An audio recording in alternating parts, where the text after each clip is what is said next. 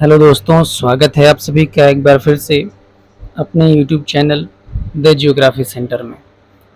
दोस्तों, यहाँ से हम बात करने वाले हैं अपने आज के टॉपिक जो चैप्टर नंबर 5 है, basics and fundamentals of remote sensing and GIS का, जो कि काफ़ी महत्वपूर्ण पार्ट है जियोग्राफी में। Assistant professor PGT, net JRF, PhD entrance exam और एमए और बीए की यूनिवर्सिटी एग्ज़ाम्स के लिए। दोस्तों, यह चैप्टर बहुत ही मज़ेदार होने वाला है और बहुत सी जानकारी इसमें आपको दी जाएगी। चैप्टर 5 का नाम है operating system of remote sensing, यानी कि सुदूर संवेदन तकनीक की कार्यविधि। ये टेक्निक कैसे कार्य करती है, किस तरीके से कार्य होता है इसमें, इन सभी चीज़ों पर जो है कि हम डिस्कशन करने वाले हैं। अगर आप चैनल पर पहली बार आए हैं तो सब्सक्राइब ज़रूर कीजिएगा, अपने दोस्तों में भी शेयर कीजिएगा और कमेंट करके मेरा हौसला भी ज़रूर बढ़ाइएगा। तो दोस्तों, बात करते हैं कि remote sensing can be defined as the process of measuring the physical properties of distant objects using reflected और एमिटेड एनर्जी। देखिए, एक बार फिर से मैं बता दूं कि पिछले क्लासेस अगर आपने नहीं देखे होंगे तो आप वहां से भी जा करके चैप्टर नंबर 1 से लेकर के देख सकते हैं। रिमोट सेंसिंग की व्याख्या मैंने कर रखी है कि किसी दूर ऑब्जेक्ट के बारे में हमें जानकारी चाहिए बिना वहां गए, तो हम रिमोट सेंसिंग का यूज़ करके जान सकते हैं। ठीक है, तो इसको डिफाइन अगर हम करें तो कैसे करेंगे? The process of measuring the physical property. अगर फिजिकल प्रॉपर्टी के बारे में हमें जानना है तो उसका ये प्रोसेस है किसी दूर स्थित ऑब्जेक्ट का यूजिंग रिफ्लेक्टेड और एमिटेड एनर्जी। ठीक है, यानी कि या तो परावर्तित या उत्सर्जित। एमिटेड का मतलब होता है ना, खुद से ऊर्जा को निकालना। ठीक है, वो एमिशन होता है। और रिफ्लेक्टेड का मतलब कि ऊर्जा या प्रकाश, लाइट कहीं से आ रही है और रिफ्लेक्ट होकर के वापस चली जा रही है। तो ये कॉन्सेप्ट है। इस प्रोसेस का यूज़ करके, ठीक है, हम किसी भी ऑब्जेक्ट की फिजिकल प्रॉपर्टी के बारे में जानकारी जुटा सकते हैं और पूरी रिमोट सेंसिंग की प्रक्रिया इसी पर चलती है। ठीक है, देखते हैं कि यह प्रक्रिया आखिर में चलती कैसे है, इसके स्टेजेस क्या हैं। ठीक ना, तो यहाँ पर एक हेडिंग लग रहा है छूट गया है, ये हेडिंग होना चाहिए था, आप इसको नोट कर लीजिएगा। ठीक है, stages of remote sensing. Remote sensing यानी कि रिमोट सेंसिंग के चरण, या आगे भी मैंने दिया होगा। ठीक है, कुछ चीज़ें मैं आपको बता देता हूँ। देखिए, सुदूर संवेदन तकनीक से प्राप्त सूचनाएं या आंकड़े, जो भी इस टेक्निक से हमें सूचना या आंकड़े मिलेगा, ठीक है, कैसे मिलेगा? कैमरे के द्वारा वो छायाचित्र के रूप में मिलता है या फिर उसकी प्रतिकृति यानी कि इमेजरी के रूप में मिलता है, जिसके निर्वचन और विश्लेषण से भिन्न प्रकार के तत्वों का ज्ञान होता है। इसका हम जब निर्वचन करते हैं, इसका जब हम एनालिसिस करते हैं, तो इसके विभिन्न प्रकार के एलिमेंट्स हमें पता चलते हैं। ठीक है, तो ध्यान दीजिएगा, कैमरे के द्वारा फोटोग्राफ या इमेजरी के रूप में जो सूचनाएं या आंकड़े प्राप्त होती हैं, किसमें? सुदूर संवेदन तकनीक में। ठीक है, ध्यान से आप इसको समझिएगा तो भी आपको इसका फंक्शन समझ में आएगा। हालांकि मैंने बहुत अच्छे से डायग्राम्स के माध्यम से भी इसको बता रखा है और आपको समझाने का मैं भरपूर प्रयास करूंगा। दूसरा पॉइंट कहता है कि छायाचित्रों तथा प्रतिकृतियों में लक्ष्यों की अनुकृति उन लक्ष्यों द्वारा। अच्छा, पहली बात, नंबर 1, आपने क्या समझा कि अगर हमें इस टेक्निक में जैसे होता क्या है ना, एक्चुअली इस टेक्निक में होता क्या है कि हमें अगर कोई किसी कैमरे के द्वारा, इसमें क्या होता है ना, हमें फोटोग्राफ मिलता है या इमेजरी मिलती है। ठीक है, और हम उसका निर्वचन और विश्लेषण करते हैं, यानी कि उसका हम एनालिसिस करते हैं और निष्कर्ष पर पहुंचते हैं। अब ये मिलता कैसे है? तो देखिए, छायाचित्रों तथा प्रतिकृतियों में लक्ष्यों की जो अनुकृति होती है ना, उन लक्ष्यों द्वारा उत्सर्जित ऊर्जा एमिटेड एनर्जी के टाइप और क्वांटिटी यानी कि प्रकार और मात्रा पर निर्भर करता है। ठीक है, अनुकृति यानी कि जो डेटा मिलेगा, ठीक है, जिसका हम निर्वचन करेंगे, जिसका हम विश्लेषण करेंगे, वो किस पर डिपेंड होगा? उन लक्ष्यों द्वारा, यानी कि जिसके बारे में हमें डेटा प्राप्त करना है। आप समझिए, जैसे मान लीजिए कि यहाँ कोई एक पेड़ है, इसके बारे में हमें डेटा प्राप्त करना है कि इसके बारे में मतलब कोई भी हमें जानकारी जुटानी है, तो हमें इसके बारे में कैसे पता चलेगा? तो इसके द्वारा, यानी कि इस पेड़ के द्वारा उत्सर्जित ऊर्जा, इमिटेड एनर्जी के टाइप और क्वांटिटी पर निर्भर करेगा। यानी कि जो डेटा हमें इससे मिलेगा, ठीक है, उस वो डेटा, उसका टाइप क्या होगा और उसकी क्वांटिटी क्या हो, कितना होगा वो, ठीक है, उस पर डिपेंड करेगा। यानी कि हमें डेटा मिला कैसे? इमिटेड एनर्जी से। और वह डेटा हमें क्या बताएगा? वो डेटा हमें वही चीज बताएगा जितनी उस डेटा की क्वांटिटी होगी या फिर उसका जो टाइप होगा, उसके आधार पर हम उसको निकालेंगे, जिसका अभिलेखन यंत्रों के माध्यम से छायाचित्रों एवं प्रतिकृतियों के रूप में होता है।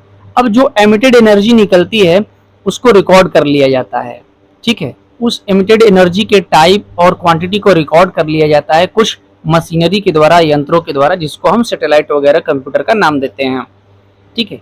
अब उसको हम रिकॉर्ड किस रूप में करते हैं? तो फोटोग्राफ और इमेजरी के रूप में करते हैं। अब बात करते हैं फाइनली, तो इससे हमने क्या जाना?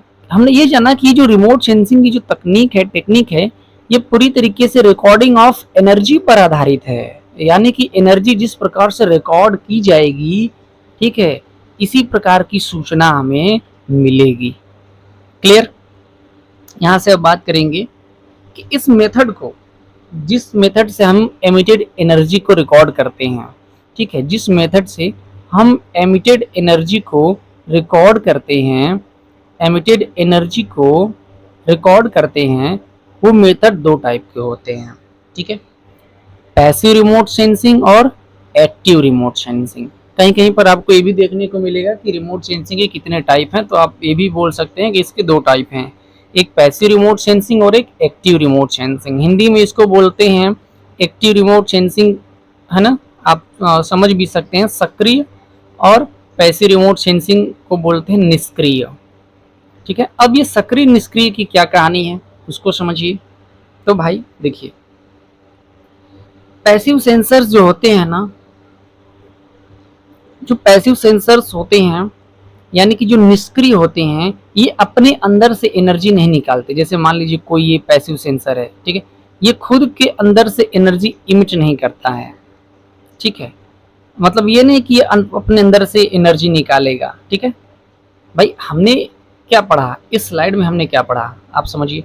यहाँ हमने इस स्लाइड में यही ना पढ़ा है कि कोई भी ऑब्जेक्ट है, जैसे मैंने आपको पेड़ का एग्जांपल दिया कि कोई भी ऑब्जेक्ट है, ये अपने अंदर से जितने टाइप और जिस क्वांटिटी में एनर्जी एमिट करेगा, ऊर्जा का उत्सर्जन करेगा, ठीक, उसको रिकॉर्ड किया जाएगा। और ऊर्जा की, एमिटेड ऊर्जा की, यानी कि एमिटेड एनर्जी की टाइप और मात्रा ही उसके बारे में बताएगी, सूचनाओं का अधिग्रहण होगा वहां से।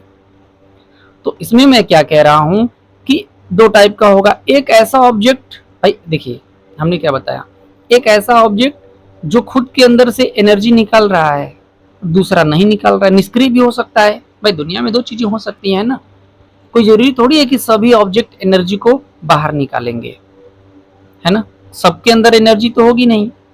अच्छा, एक चीज मैं और बता दूं आपको, ऊर्जा का एमिशन वही ऑब्जेक्ट करते हैं जिसका तापमान 1 डिग्री सेल्सियस से अधिक होता है, जिसका टेम्परेचर 1 डिग्री सेंटीग्रेड से ज्यादा होता है, उन्हीं ऑब्जेक्ट से ऊर्जा का एमिशन होगा। तो इससे कम जिसका होगा उसके अंदर से ऊर्जा का एमिशन नहीं होगा। फिर उनके बारे में हमें जानकारी कैसे मिलेगी भाई? तो समझिए, पैसिव सेंसर्स क्या होते हैं? निष्क्रिय सेंसर्स होते हैं, ठीक है। is gather radiation that is emitted or reflected by the object or surrounding areas. Reflected sunlight is the most common source of radiation measured by passive sensors. तो जिस सेंसर से हम सूचनाओं को कलेक्ट करते हैं, उनके पास खुद की अपनी एनर्जी नहीं होती है, उनका मेन सोर्स क्या होता है? सनलाइट होता है। ऐसे सेंसर्स जो सनलाइट के थ्रू सूचनाओं को इकट्ठा करते हैं, ठीक है, उसको पैसिव सेंसर्स बोलते हैं, ठीक है। जैसे हम फोटोग्राफ कोई ले रहे हैं, photography, infrared, charged coupled devices या रेडियोमीटर्स, ये पैसिव रिमोट सेंसर्स के एग्जांपल्स हैं। दूसरी की बात करेंगे हम एक्टिव सेंसर्स की। एक्टिव कलेक्शन में अगर हम आएंगे तो हम देखेंगे कि इसमें sensors then detects and measure the radiation that is reflected और backscattered from the target. Target से ही जो एनर्जी या फिर जो रेडिएशन निकल रहा है या रिफ्लेक्ट हो रहा है, ठीक है, और ऐसे टारगेट को, मतलब ऐसे टारगेट से निकलने वाले डेटा को, क्वांटिटी को, उसके टाइप को जो डिटेक्ट करता है, उस सेंसर को बोलते हैं एक्टिव सेंसर। जैसे रडार एंड लिडार, आपने मूवीज वगैरह में या ऐसे देखा होगा, पढ़ा होगा कि रडार है, यहाँ से इसकी माइक्रोवेव्स निकलती हैं, बहुत सी वेव्स निकलती हैं। अगर ये कोई हवाई जहाज जा रहा है तो इससे टकराती हैं, टकरा के फिर वापस आती हैं तो बताती हैं कि हाँ कोई हवाई जहाज है। फ्रीक्वेंसी इससे निकलती रहती है, और फ्रीक्वेंसी निकलती रहती है, जिस ऑब्जेक्ट से टकराती है तो फ्रीक्वेंसी इससे खुद में निकल रही है। तो ये क्या हो गया, एक्टिव रिमोट सेंसिंग के अंतर्गत में आएगा। तो radar, lidar are examples of active remote sensing where the time delay between emission and return is measured, है ना। यानी कि इससे कैसे पता चलता है कितनी दूर है, तो एमिशन यानी कि जो उत्सर्जन हुआ एनर्जी का, जो रेडिएशन यहाँ से निकला, जो गया और फिर वापस आया, उसके बीच जो टाइम होता है ना, उसको मेजर करके हम बता देते हैं। क्या बता देते हैं, location, speed and direction of an object. Clear. Image के माध्यम से आपको यहाँ पर भी समझा देने का प्रयास करेंगे। देखिए, जैसे एक सैटेलाइट है, ठीक है, ये एक्टिव रिमोट सेंसिंग की बात कर रहे हैं, सैटेलाइट है, तो इसने क्या किया, रेडिएशन को खुद ड्रॉप किया, ठीक है, एमिट हुआ, यहाँ से एमिशन हो रहा है एनर्जी का अर्थ की तरफ, फिर वही एनर्जी रिफ्लेक्ट होकर के, ठीक है, या एमिटेड होकर के वापस उस सैटेलाइट तक पहुंच रही है। तो सैटेलाइट ने क्या किया, खुद एनर्जी को या रेडिएशन को एमिट किया है, जबकि पैसिव निष्क्रिय होता है। पैसिव क्या होता है, ये एक दूसरी सैटेलाइट है जिसके पास अपनी कोई भी सोर्स ऑफ एनर्जी नहीं है, मतलब कि ये एमिशन नहीं कर सकता। तो एक्चुअली होता क्या है, इसको बनाया ही इसलिए गया है कि ये सिर्फ एमिट नहीं करेगा, ये सिर्फ क्या करेगा, एब्जॉर्ब करेगा, यानी कि सिर्फ खींचेगा अपनी तरफ रेडिएशन को।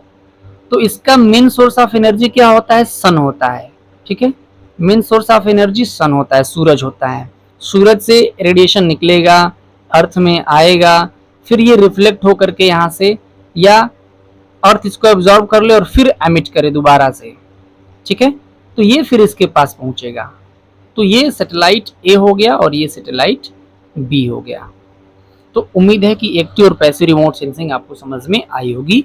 एक्टिव रिमोट सेंसिंग में अपना खुद का एनर्जी होता है, खुद का रेडिएशन होता है, इसलिए इसको सक्रिय रिमोट सेंसिंग बोला जाता है। और पैसिव में खुद का एनर्जी नहीं होता है, main source of light energy and radiation इसका सन होता है। क्लियर। ये सिर्फ अब्जॉर्ब कर सकता है, एमिट नहीं कर सकता। जबकि सैटेलाइट ए क्या करता है, एक्टिव रिमोट सेंसिंग क्या करता है, खुद जो है कि रेडिएशन भेजता है और पता लगाता है। जैसे सोनार वगैरह भी पानी की जहाज़ों में यूज़ किया जाता है ना, दूसरी जहाज़ का पता लगाने के लिए। एक पानी की जहाज़ ये है और दूसरी पानी की जहाज़ ये है, तो यहाँ से सोनार भेजा जाता है, कितनी दूर है, जाता है फिर लौट के आता है, तो ये एक्टिव में आ जाएगा। क्लियर। आगे बढ़ते हैं, इस डायग्राम के माध्यम से भी समझाने का प्रयास करेंगे। देखिए यहाँ पर ड्रोन है, ठीक है, ये है ड्रोन एक, आपको दिखाई दे रहा होगा ड्रोन ए, और ये है आपका ड्रोन बी। ठीक, ऐसा मत समझिएगा कि जब एक्टिव वर्क करता है तो सूर्य नहीं होता, होता है, लेकिन ड्रोन ए से या सैटेलाइट ए से सूर्य से मतलब ही नहीं। ये अपनी खुद की एनर्जी क्या करेगा, खुद का रेडिएशन क्या करेगा, छोड़ेगा, खुद का रेडिएशन छोड़ेगा, ठीक है, और फिर वो जब रिफ्लेक्ट होकर के वापस आएगा तो उससे डेटा कलेक्ट करेगा। जबकि सैटेलाइट भी या ड्रोन भी क्या कर रहा है, पैसिव सेंसिंग में है। ठीक है, ये क्या कर रहा है, ड्रोन भी पैसिव सेंसिंग में है, ठीक ना। ये क्या कर रहा है भाई, सूर्य से जो एनर्जी आ रही है, ठीक है, और यहां से रिफ्लेक्ट होकर के जो ऊपर जा रहा है सिर्फ उसको एब्जॉर्ब कर रहा है, यानी कि एमिट नहीं कर रहा है, no emission. No emission of radiation, ठीक है, नो एमिशन ऑफ रेडिएशन, कोई एमिट नहीं कर रहा है। तो उम्मीद है कि चीजें आपको समझ में आ रही होंगी। अब आगे बात करते हैं। अच्छा, इस चीज को मैंने हिंदी में भी लिख रखा है कि रिमोट सेंसिंग के दो मुख्य प्रकार हैं, सक्रिय और निष्क्रिय। ठीक है, सक्रिय सेंसिंग अपना स्वयं का ऊर्जा, आप इसका स्क्रीनशॉट भी ले सकते हैं। सक्रिय सेंसिंग अपना स्वयं का ऊर्जा स्रोत प्रदान करता है ना, सक्रिय में स्वयं का, यानी कि ये एक्टिव की बात हो रही है। ठीक है, इसमें स्वयं का ऊर्जा स्रोत होता है जिसे उपग्रह या विमान से या वस्तु से वस्तु से परिदृश्य की ओर संकेत भेजा जाता है। सक्रिय सेंसिंग में लेजर बीम या अन्य विद्युत चुंबकीय तरंगे शामिल होती हैं। क्या शामिल होता है भाई? विद्युत चुंबकीय तरंगे, इलेक्ट्रोमैग्नेटिक वेव्स। ठीक है, इलेक्ट्रोमैग्नेटिक वेव्स शामिल होती हैं। दूसरी ओर निष्क्रिय सेंसिंग का अपना ऊर्जा स्रोत नहीं होता। जानकारी रिकॉर्ड करने के लिए वस्तुओं से टकराने वाली सूर्य की रोशनी का उपयोग करता है ये। ठीक है, मैंने बताया था ना, निष्क्रिय या पैसिव में क्या होता है कि सनलाइट, सूर्य की रोशनी, सन एनर्जी, सूर्य की ऊर्जा ही मेन सोर्स होता है। तो समझ लीजिए कि जो एक निष्क्रिय सेंसर होता है ना, वो फ्लैश बंद कैमरे की तरह होता है, क्योंकि सूर्य से प्राकृतिक रूप से उत्सर्जित प्रकाश का उपयोग करना बंद कैमरे की तरह होता है। ये नहीं कि अपना फोकस मार के और तब किसी का फोटो ले रहा है, ऐसा नहीं होता है। ठीक है, जैसे मान लीजिए पहले की जो मोबाइल वगैरह आती थी ना, उसमें फ्लैश लाइट नहीं होती थी, तो रात में आप उससे फोटो नहीं ले सकते थे, आप उससे केवल दिन में फोटो ले सकते थे। ठीक है, इन डे टाइम, क्योंकि वो उस दिन में क्या करता था, सूर्य की रोशनी का प्रयोग करता था। ठीक है, और आप फोटो ले लेते थे। लेकिन आजकल के जो मोबाइल आ गए हैं, स्मार्टफोन वगैरह, उसमें क्या है भाई, उस स्मार्टफोन में क्या है, वो नाइट में भी आप उनसे फोटो ले सकते हैं, क्योंकि वो उनकी अपनी फ्लैश लाइट होती है। आप फोटो क्लिक करेंगे, पहले फ्लैश लाइट ऑब्जेक्ट पर पड़ेगी, उसके बाद वो फोटो खींचेगा और फिर वो ऑफ हो जाएगी। ठीक है, तो जो सूर्य से सहायता ले रहा है वो पैसिव में हो गया, जो सहायता नहीं ले रहा है, खुद की लाइट, खुद का रेडिएशन छोड़ रहा है, वो एक्टिव में हो गया। क्लियर है? सक्रिय सेंसिंग के लिए पैसिव में रडार, लिडार, रेंजिंग उपकरण, साउंडर, स्कैरोमीटर, ये सारी चीजें आएंगी। ठीक है, यहाँ पर भी मैंने उसी चीज को समझा रखा है, आप इसका स्क्रीनशॉट लेकर के पढ़ सकते हैं। दो चीजें मेन इसमें बता देता हूँ आपको।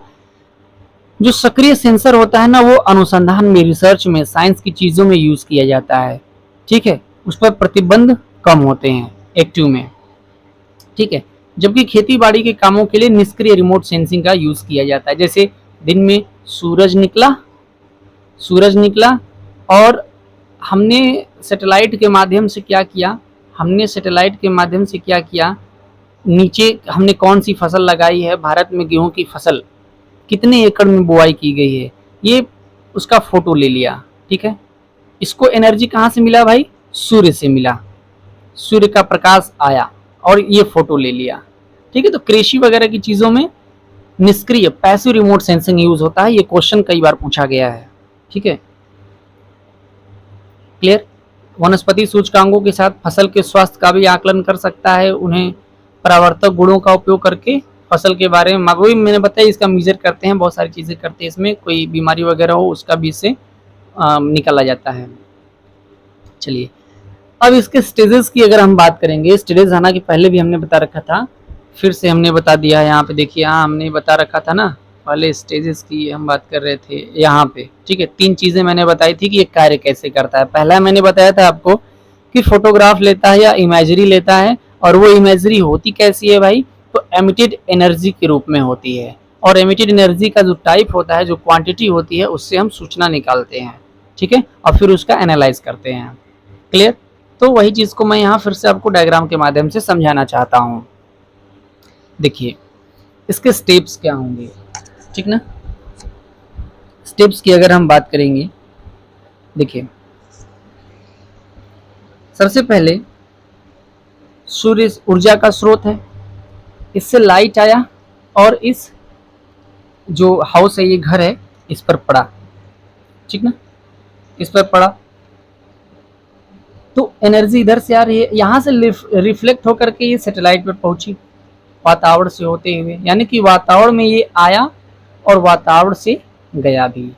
ठीक है, अब पृथ्वी पर ही बैठा कोई आदमी है, ठीक है, जो इसने इसको लेने के लिए, जो ये सेंसर है, सैटेलाइट हो गया सेंसर है, इसमें सेंसर वगैरह लगे हुए हैं।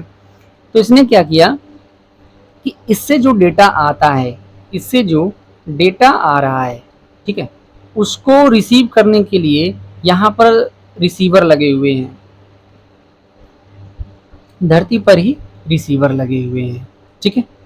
अब इसने डेटा को रिसीव किया, एनालाइज किया, और जो संवेदन उत्पाद हैं, यानी कि यहाँ बात की जा रही है किसकी, आंकड़ों की, यहाँ बात की जा रही है किसकी, सूचनाओं की, ठीक है, सूचनाओं की बात की जा रही है, आंकड़ों की बात की जा रही है, ठीक है।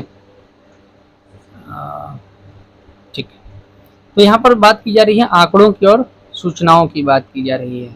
अब जब डेटा के आंकड़े और सूचनाएं, मतलब कि डेटा हमें प्राप्त हो जाएगा चीज़ों के बारे में कि हाँ इसके बारे में ये चीज़ है, वो चीज़ है, कलर ऐसा है, तो इतना बड़ा घर है, ये सारी चीज़ें, तो जो उपयोगकर्ता बैठा हुआ है, अब ये डेटा का फिर से क्या करेगा, अपने हिसाब से एनालिसिस करके उसको रिलीज़ कर सकता है, प्रेस रिलीज़ कर सकता है, ठीक है। तो ये इसके स्टेप्स होते हैं कि इस प्रकार से ये काम किया जाता है, ठीक ना। अब जैसे बात अब जैसे कि अगर हम कहा जाए कि बताइए ये बहुत सारी चीज़ें कैसे होंगी, ठीक है। तो जैसे मान लीजिए कि एग्जांपल दें कि कोई दूर से आपका कोई रिश्तेदार है जो बहुत दूर है, ये ठीक है, ये आपके घर पे आ रहा है और आप यहाँ पर खड़े हुए हैं और ये कोई रिश्तेदार आ रहा है, तो दूर से ही आप क्या करते हैं, दूर से ही आप इसको देखते हैं ना, तो एनालिसिस करने लगते हैं। आप उसको स्पष्ट नहीं देखेंगे लेकिन उसको पहचान जाएंगे। यहाँ से ये इंपॉर्टेंट स्टेप बता रहा हूँ आपको, समझिए। आप दूर से इसको स्पष्ट देख नहीं रहे हैं, फिर भी आप ये पहचान जाएंगे कि हाँ ये फलाने आ रहे हैं, ढिमकाने आ रहे हैं, इस तरीके से चीज़ें आप पहचान लेते हैं, ठीक। अच्छा, तो प्रश्न ये उठता है कि कैसे आप पहचान लेते हैं, तो इसका उत्तर है कि उनकी कुछ विशिष्टताएं होती हैं, उनके कुछ प्रॉपर्टीज़ होती हैं, कुछ फिजिकल प्रॉपर्टीज़ होती हैं ना, भौतिक विशेषताएं होती हैं, जैसे कि उनकी लंबाई, चौड़ाई, मोटाई या बाल की लंबाई, चलने का ढंग आदि, वो पहले से आपके दिमाग में होता है। तो जब दूसरी बार आप वैसी ही चीज़ें देखते हैं दोबारा से, तो आप जान जाते हैं कि हाँ वही आ रहे हैं या वही आ रही हैं, ठीक है। तो ऐसा होता कैसे है, तो आपके मस्तिष्क में पहले से ही एक ऐसी एनर्जी होती है, या ये कह लें कि एक ऐसा पूर्व छवि बन जाती है जो आपके मस्तिष्क में पहले ही रहती है, जिसको बोलते हैं पूर्व ज्ञान, ठीक है, इसको बोलते हैं पूर्व ज्ञान। और उसी पूर्व ज्ञान के आधार पर, यानी कि पहले से आपके दिमाग में कुछ चीज़ें फिट कर दी गई हैं, या आपके दिमाग में कुछ चीज़ें फिट हो गई हैं, और उसी चीज़ों के आधार पर आपने पहचान लिया कि हाँ ये वही है, ठीक है। जब वो थोड़े से और पास आ जाएंगे तो आप कंफर्म कर लेंगे कि yes that is the same person. Clear है? तो उम्मीद है कि ये चीज़ें आपको समझ में आ रही होगी। अब यहाँ से बात करते हैं कि ठीक है, ये तो व्यवहारिक चीज़ें हो गई, अब मशीनरी काम कैसे करती है भाई, how the machinery works, machinery काम कैसे करती है। तो देखिए, जितनी भी चीज़ें हैं इस दुनिया में, अगर उनका टेम्परेचर 1 डिग्री सेल्सियस से ज़्यादा है तो वह एनर्जी को इमिट करता है, एनर्जी निकालता है, ठीक है। तो यहाँ से कुछ चरण हैं जिनको मैं आपको बता देता हूँ, ठीक है। पहला देखिए, सुदूर संवेदन की प्रक्रिया में ऊर्जा उत्सर्जन से लेकर के, यानी कि एनर्जी एमिशन से लेकर के डेटा विश्लेषण और सूचना निष्कर्षण तक की कई प्रक्रियाएं शामिल हैं, ठीक है, जिनके स्टेप निम्न प्रकार से दिए गए हैं। पहला, एक ऊर्जा का स्रोत होना चाहिए, ठीक है। ऊर्जा का स्रोत यानी कि सूर्य से जो एनर्जी आएगी वो विद्युत चुंबकीय विकिरण के रूप में आती है, आप ये सब जानते हैं। सूर्य से जो प्रकाश आता है वो इलेक्ट्रोमैग्नेटिक रेडिएशन होता है, और कोई भी ऑब्जेक्ट जिसका टेम्परेचर 1 डिग्री सेंटीग्रेड से प्लस है, इससे ज़्यादा है, तो वह इलेक्ट्रोमैग्नेटिक रेडिएशन, ठीक है, EMR रिलीज कर सकता है। ये बात आप जानते रहिएगा, ठीक है।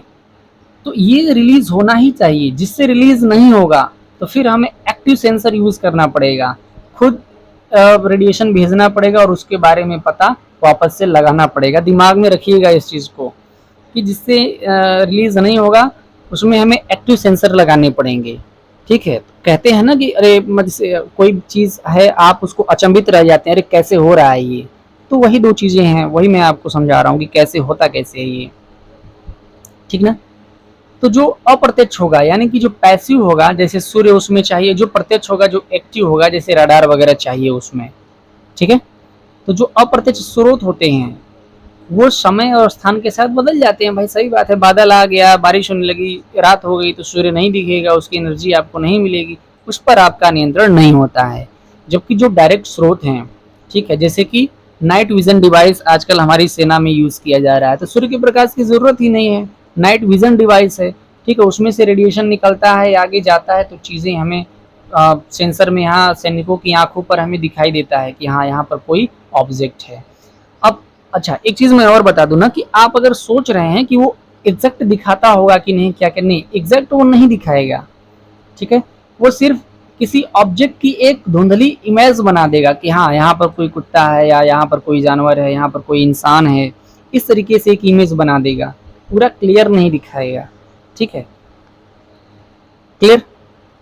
तो होता क्या है कि फिर जो ये स्रोत है ना, ये तरंग दैर्ध्य क्षेत्रों में विद्युत चुंबकीय विकिरण यानी कि ईएमआर इलेक्ट्रोमैग्नेटिक रेडिएशन का यूज करते हैं और सेंसर फिर उनको फील करता है, महसूस करता है, यानी कि रिसीव करता है। दूसरा, वायुमंडल के साथ विद्युत चुंबकीय विकिरण की भाग्यता, इसमें एटमॉस्फेयर की भी बड़ी जिम्मेदारी होती है, ठीक है। यानी कि ईएमआर स्रोत जो होता है इलेक्ट्रोमैग्नेटिक रेडिएशन पृथ्वी से लेकर के, ये कोई अर्थ है, यहाँ से लेकर सेंसर तक जाता है और बीच में एटमॉस्फेयर भी आता है भाई, बीच में ऑब्जेक्ट एक है ना, एटमॉस्फेयर मीडियम है। अब बात समझिए, मैं यहाँ पे कह रहा हूँ मैं यहाँ पे कह रहा हूँ कि एक ऑब्जेक्ट यहाँ है और दूसरा सेंसर यहाँ लगा हुआ है, तो बीच में वातावरण है, तो क्या ये इलेक्ट्रोमैग्नेटिक रेडिएशन यहाँ से कुछ खर्च हो सकता है? हाँ बिल्कुल हो सकता है, इसको नुकसान भी पहुंच सकता है।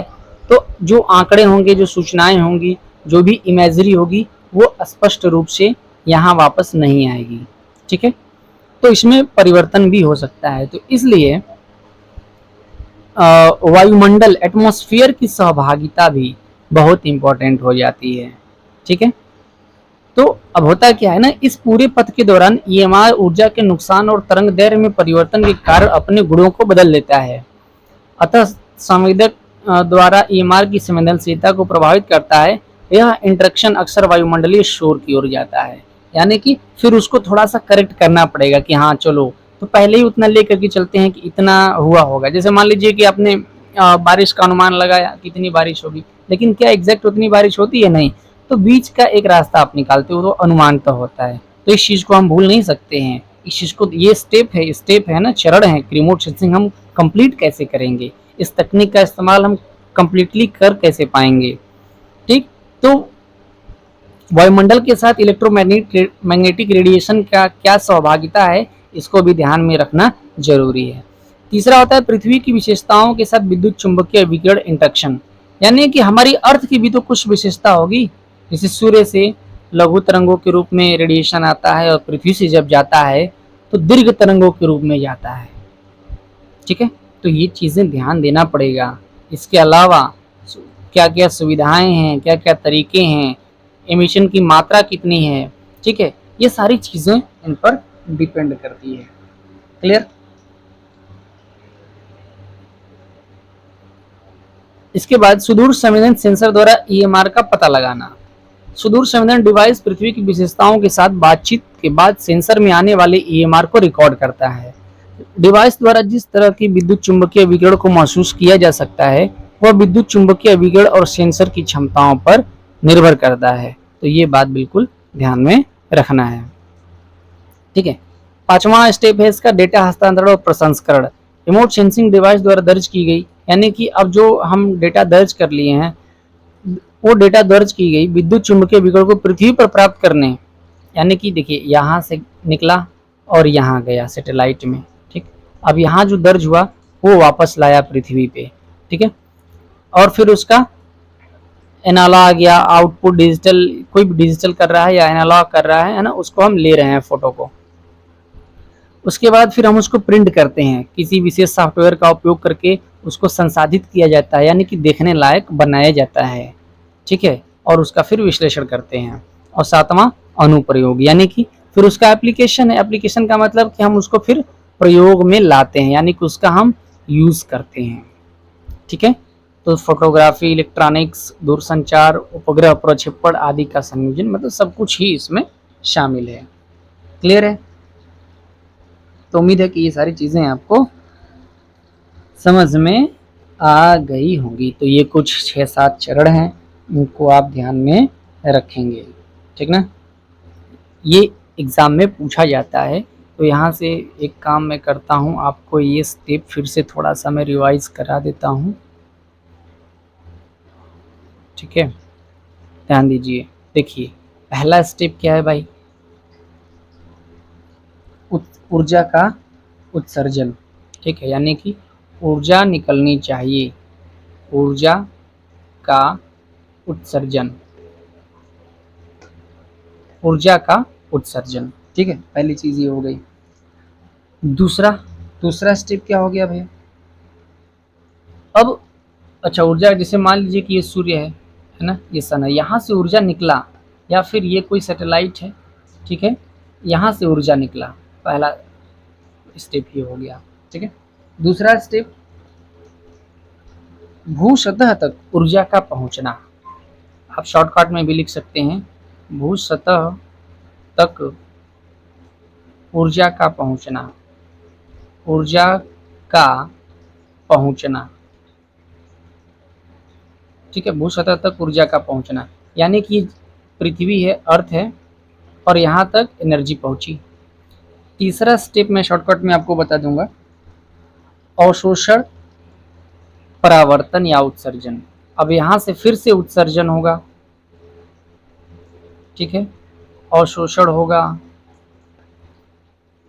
या फिर परावर्तन होगा। ये नेट में कई बार पूछा गया है, और कई स्टेट्स के असिस्टेंट प्रोफेसर के एग्जाम्स में भी परावर्तन, ठीक है, परावर्तन ऐसे लिखिए, ठीक है, कई बार ऐसे पूछा गया है। अब देखिए पहला स्टेप ये था, इसका भी। दूसरा स्टेप ये था कि इस पर पहुंचा। तीसरा स्टेप, ये रिफ्लेक्ट करेगा, सूर्य से आ रहा है तो रिफ्लेक्ट कर देगा, और इससे आ रहा है तो इसको एब्जॉर्ब करेगा और फिर रिफ्लेक्ट करेगा।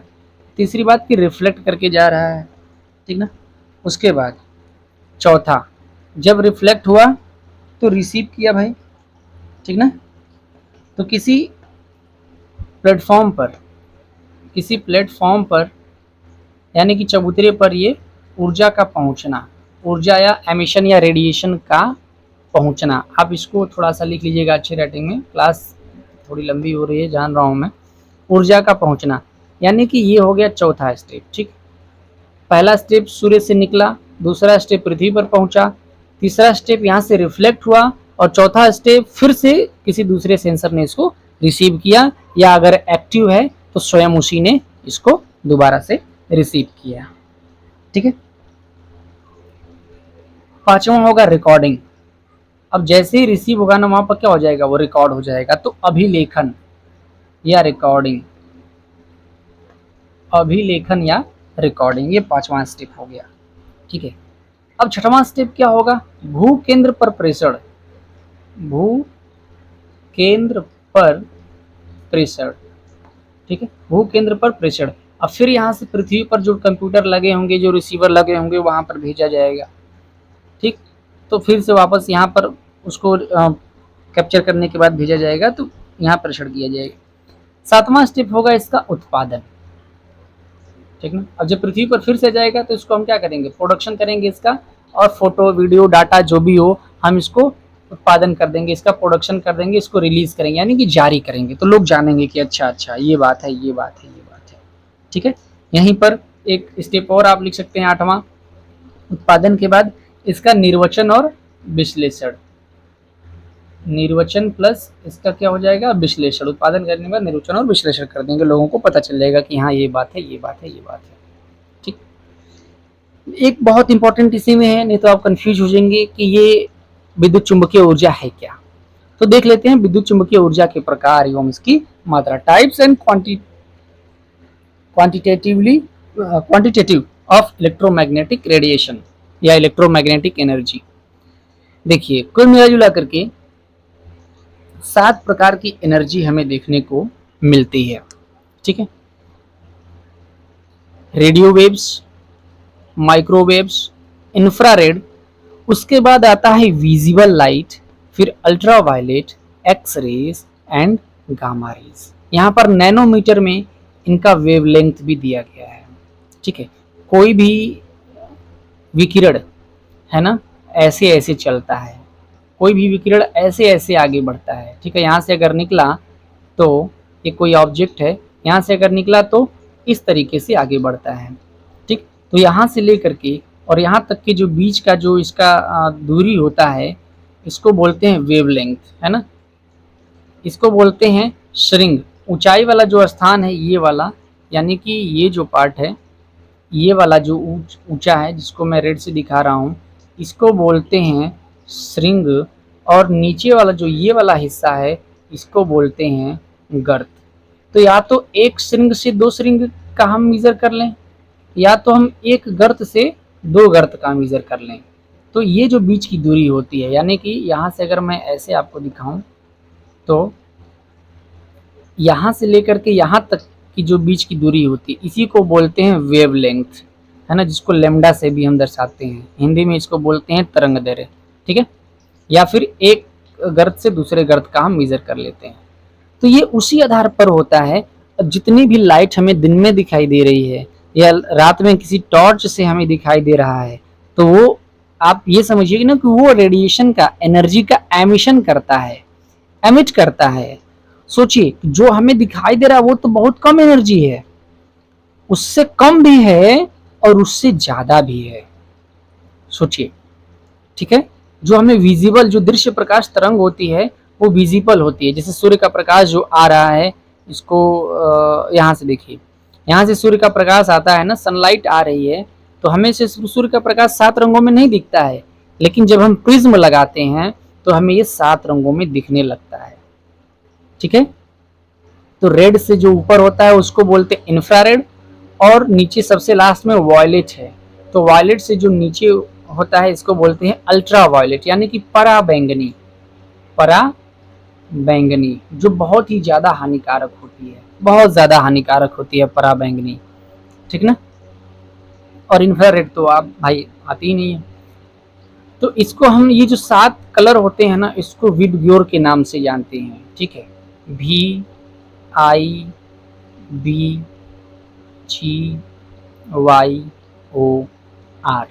यानी कि red, orange, yellow, green, blue, Indigo और वायलेट, ठीक है। 1 2 3 4 5 6 7, ये 7 है ना, इसको बोलते हैं वर्ण विक्षेपण, या फिर इसी को बोलते हैं स्पेक्ट्रम। तो आइए, आप लोग जानते होंगे, इसको पढ़ा होगा आपने, ठीक है। तो इसका रेंज क्या होता है वो हम देखेंगे, हमने थोड़ा सा समझाने के लिए आपको इसको बता दिया है। यहाँ पर आते हैं तो यही विजिबल है, ये जो है यही विजिबल है, ठीक ना, यही विजिबल है। इसमें ये इतने टाइप के होते हैं। तो 700 नैनोमीटर से लेकर के 400 नैनोमीटर ये है आपका वायोलेट, ठीक है, और ये है आपका रेड। तो 400 इसको 0.4 माइक्रोन में आप अगर लिखते हैं तो 0.4 म्यू ऐसे लिखते हैं माइक्रोन, और ये हो जाएगा 0.7 माइक्रोन हो जाएगा। एंगस्ट्राम में लिखेंगे तो 7000 एंगस्ट्राम हो जाएगा। अगर एंगस्ट्राम में भी आपने पढ़ा होगा, ये वाला जानते होंगे, तो 7000 एंगस्ट्राम हो जाएगा, और ये 3500 से 4000 एंगस्ट्राम हो जाता है, ठीक है, क्लियर। चलिए आगे बढ़ते हैं। यहां देखिए 0.1 माइक्रोमीटर, 0.1 माइक्रोमीटर से, यानी कि ये जो रेडियो वेव्स हैं ये 0.1 माइक्रोमीटर से स्टार्ट होती हैं, उसके बाद माइक्रोवेव, फिर इंफ्रारेड, ये सारी चीजें आती हैं इसमें। अगर मैं इसमें आपको बताऊं कि जो हमें दिखता है, ठीक है, जो मनुष्य देख सकता है वो कौन से रेडिएशन को देख सकता है, 0.4 से 0.7 माइक्रोमीटर तक को देख सकता है। यानी कि मनुष्य से जो देख सकता है वो 0.4 से 0.7 तक ही देख सकता है। जो विजिबल होती है, जो विजिबल होती है वो 0.4 माइक्रोमीटर से लेकर के 0.7 माइक्रोमीटर तक ही हम उसको देख सकते हैं। यानी कि ये हो गया वॉयलेट या बैंगनी इसको बोलते हैं, और ये हो गया रेड। इसके बीच हम देख पाते हैं, इसके बीच जो रेडिएशन है हम उसको देख पाते हैं। ठीक है, इससे ज़्यादा की रेडिएशन या इससे कम की रेडिएशन या इससे ज़्यादा की रेडिएशन हम नहीं देख पाते। क्लियर? ठीक ना। तो जो 0.44 माइक्रो यूनिट है या माइक्रो मीटर वेवलेंथ की जो किरणें होती हैं ना, इससे कम की अगर हैं तो हम इनको अल्ट्रा वायलेट कहते हैं, और इससे ज़्यादा की हों तो हम इनको इंफ्रारेड कहते हैं, यानी कि अवरक्त कहते हैं। ठीक है, तो ये नीचे वाली अल्ट्रा वायलेट यानी कि पराबैंगनी, और इससे ऊपर वाली इंफ्रारेड यानी कि अवरक्त किरणें होती हैं, जो बहुत ही घातक होती हैं। ठीक ना। इसमें एक चीज़ आप याद रखिएगा कि 0.3 माइक्रोमीटर से लेकर के 13 माइक्रोमीटर तक, यानी कि 0.3, यहाँ नोट कर लीजिए इसको, 0.3 माइक्रोमीटर से लेकर के 0.3 माइक्रोमीटर से लेकर के 13 माइक्रोमीटर तक की वेवलेंथ का जो क्षेत्र होता है, ठीक है, वेवलेंथ का जो क्षेत्र उसको ऑप्टिकल वेवलेंथ कहते हैं। इसको कहते हैं ऑप्टिकल वेव लेंथ कहते हैं। ठीक है, इसको ऑप्टिकल वेवलेंथ कहते हैं। तो इस चीज़ को आप बिल्कुल ही ध्यान में रखेंगे। ठीक है ना, इस चीज़ को आप बिल्कुल ध्यान में रखेंगे। ठीक है ना। कुछ चीज़ें अगर मैं आपको और बता दूं तो जानकारी के लिए आप उसको नोट कर सकते हैं कि जो सोलर एनर्जी आती है पृथ्वी पर जो सोलर एनर्जी आती है, वो सोलर एनर्जी का जो वेवलेंथ होता है वो 0.3 माइक्रोमीटर से लेकर के 1.5 माइक्रोमीटर तक का होता है। कितना परसेंट? 98% से 99%, यानी कि 98 से 99% जो आता है वो 0.3 माइक्रोमीटर से लेके 1.5 माइक्रोमीटर तक ही होता है। आप सोचिए, जो हमें दिखता है।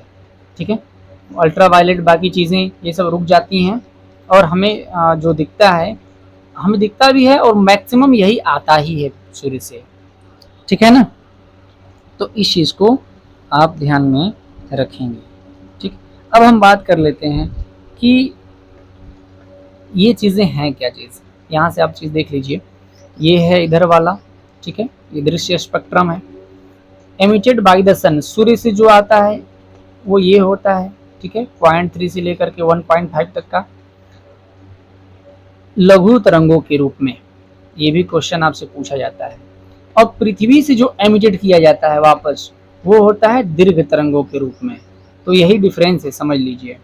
ठीक ना। तो दीर्घ होती हैं तो बहुत ज़्यादा वो एटमॉस्फेयर को गर्म कर देता है, और लघु होती हैं जल्दी से आ जाती हैं। दीर्घ होती हैं तो जल्दी से जा नहीं पाती हैं, वो लगातार रुक करके गर्म करती हैं। और ये विजिबल बैंड आपको दिखाई दे रहा होगा। आगे और मैं आपको कुछ चीज़ें दिखाता हूँ। ठीक है, अब यहाँ बात करते हैं। देखिए, जैसे जैसे हम गामा रेज की तरफ बढ़ते हैं, ठीक है, इसकी वेवलेंथ छोटी होती चली जाती है। ठीक है, लेकिन इसकी ताकत बढ़ती चली जाती है। अगर वेवलेंथ छोटी होगी तो ताकत बढ़ेगी, ये बात ध्यान में रखिएगा। देखिए, ये वेवलेंथ यहाँ से लेकर के यहाँ तक का इतना ज़्यादा है तो ताकत ज़्यादा नहीं है। इसका यूज़ हम क्यों करते हैं? रेडियो टेलीविज़न के ब्रॉडकास्टिंग में करते हैं। ठीक है, ये रेडियो वेव्स होती हैं।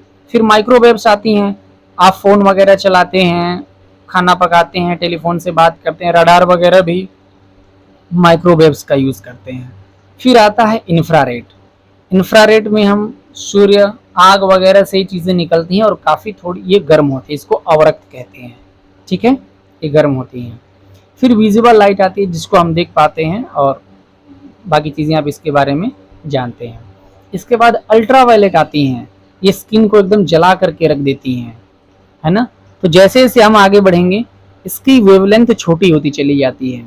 फिर एक्सरे आती है, अब ये भाई देखिए एक्सरे क्या है, ऐसी रेडिएशन है, ऐसी वेवलेंथ की ये वेव्स हैं कि हड्डी को छोड़ के बाकी चीज़ों को ये देखते ही नहीं है, ठीक ना। तो इसको एक्सरे में यूज़ किया है। उसके बाद गामा रेज आती हैं मेडिसिन के लिए, कैंसर सेल्स को मारने के लिए, बहुत तगड़ी और बहुत खतरनाक होती हैं, यूज़ किया जाता है, ठीक है। अब सोचिए कि ये कहाँ तक घुस जाएंगी जा करके, आपके बॉडी के अंदर सेल्स में जा करके कैंसर को मारती हैं, ठीक ना। तो जैसे जैसे वेवलेंथ इसकी शॉर्ट हो जाती है, तरंगे उतनी ही घातक होती चली जाती हैं। क्लियर। इनसे न्यूक्लियर फिजन भी कराया जा सकता है, ठीक है। जैसे यहाँ पे देखिए एटॉमिक न्यूक्लियाई है, यहाँ पे गामा रेज 10⁻⁻12 का वेवलेंथ है इसका, ठीक है। रेडियो बिल्डिंग्स वगैरह टावर पे लगाया जाता है, ठीक है। फिर ह्यूमंस के लिए 10⁸ फ्रीक्वेंसी है ना, आवृत्ति इनकी हर्ट्ज है। फिर इंफ्रारेड आता है, बटरफ्लाइज, हाँ बटरफ्लाइज के बारे में एक चीज़ कही जाती है, आप उसको समझिएगा, पढ़िएगा डिटेल में, कि ये बटरफ्लाइज जो है ना, ये ऐसी चीज़ों का प्रयोग ही नहीं करती हैं जो हम देखते हैं। इससे आपको लगेगा कि तितलियां दिन के प्रकाश को देख करके आगे बढ़ती हैं या विचरण करती हैं, नहीं, ऐसा बिल्कुल भी नहीं है, ठीक है। ये माइक्रोवेव के आधार पर चलती हैं। फिर उसके बाद ये इंफ्रारेड के बाद फिर ये विजिबल, अल्ट्रावायलेट, एक्सरे, गामा, वही सारी चीज़ें हैं। टेम्परेचर इनका आप देख लीजिए, स्क्रीनशॉट यहाँ से ले सकते हैं और इसको समझ सकते हैं। क्लियर। इसके बाद बात करते हैं संवेदकों द्वारा ऊर्जा का अभिलेखन। अब ऊर्जा का अभिलेखन कैसे होता है, देखिए हमने यहाँ पर बताया कि जो अल्ट्रावायलेट होती है, अल्ट्रावायलेट होती है, अल्ट्रावायलेट किरणें, इनका जो वेवलेंथ होता है वो 4.4 माइक्रोमीटर से कम होता है। इनका वेवलेंथ 4.4 माइक्रोमीटर से कम होता है और तरंग दैर्घ्य छोटा होने के कारण इनका वायुमंडल द्वारा अवशोषण बहुत कम होता है, ठीक है। जब वायुमंडल पर अवशोषण इनका होता ही नहीं है तो पृथ्वी पर ये बहुत कम आती हैं या लगभग आ ही नहीं पाती हैं, ठीक ना। तो ये कुछ हिसाब किताब होता है इनका।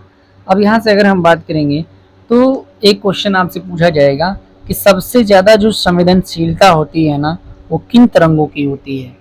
तो 0.55 माइक्रोमीटर वेव लेंथ की तरंगों की जो संवेदनशीलता होती है, ये इंपॉर्टेंट है, नोट कर लीजिएगा। इनकी संवेदनशीलता सबसे ज़्यादा होती है। क्लियर। और 3 माइक्रोमीटर दूसरा पॉइंट है, नोट कर लीजिएगा आप इसको। 3 माइक्रोमीटर की वेवलेंथ का, ठीक है, वेवलेंथ का जो वेव्स होता है, किरणें होती हैं, ठीक है, इनका अभिलेखन संभव नहीं है। इनको रिकॉर्ड नहीं कर सकते, इनको रिकॉर्ड नहीं कर सकते किसी भी सेंसर के द्वारा, लेकिन इनसे अधिक की जो होती हैं उनको रिकॉर्ड कर सकते हैं, और वो भी थर्मल रिकॉर्डर के द्वारा इनकी रिकॉर्डिंग की जा सकती है, बाकी हम इनको रिकॉर्ड नहीं कर सकते। क्लियर। तो इन चीज़ों को आप बिल्कुल ध्यान में रखिएगा, क्या चीज़ें हैं, कैसे चीज़ें हैं, हमने आपको सब कुछ दिखा दिया है, ठीक है। एक चीज़ और मैं यहाँ से बता देता हूँ वायुमंडल की प्रतिक्रिया के बारे में, कि वायुमंडल कैसा रिएक्ट करता है, ठीक है। देखिए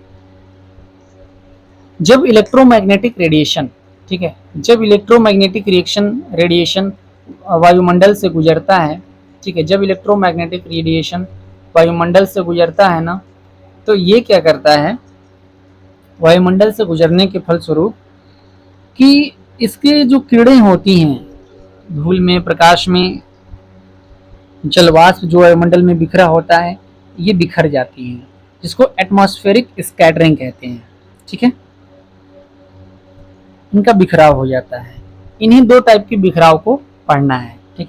पहला जो बिखराव होता है वो चयनित होता है, ठीक है, जिसको रैले, माई और रमन कहते हैं, ठीक है। नोट कर लीजिएगा इसको, LIEGH, रैले,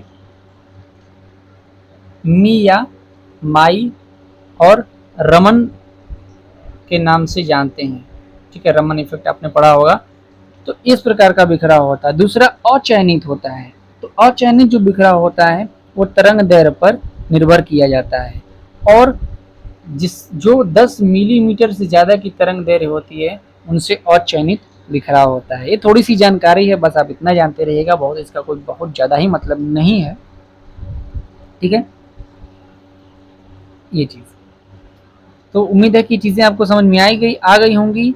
चयनित में रैले, मी और रमन को याद रखिएगा, एग्जाम में आपसे यही पूछा जाएगा कि ये सिलेक्टेड स्कैटरिंग है, सिलेक्टेड एटमॉस्फेरिक स्कैटरिंग है, इतना याद रखिएगा। ठीक है,